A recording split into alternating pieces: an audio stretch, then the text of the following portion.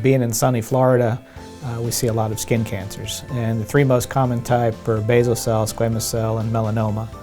So the particular lesion will have asymmetric pattern, so it won't be something that if you kind of look at it in two sides, they'll look same. So the B is for borders. The borders will be irregular.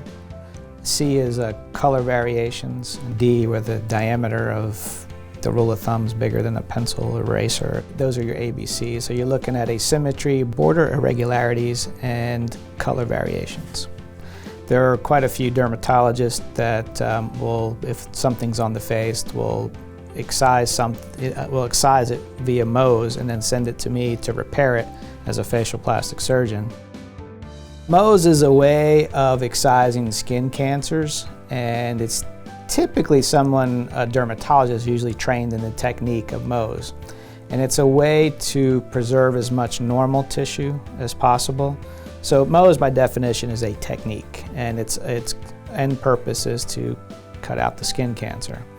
But they're usually done in areas where saving as much tissue is vital, like on the face. You know, you think about your nose, your ears, your lips, you want to try to save as much normal tissue. It's not like it's on your extremity or a place that has a lot of extra tissue that you can move around to close.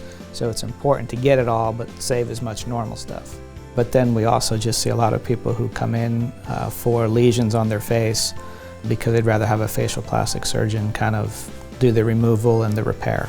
And quite often you're looking at three-dimensional defects, involving the ear and the nose, so it can involve multiple layers. We'll quite often have defects of the nose that go through and through where you have to reconstruct the lining, a support structure with some cartilage, and then cover it externally with nearby tissue. So we do quite a bit of that as well.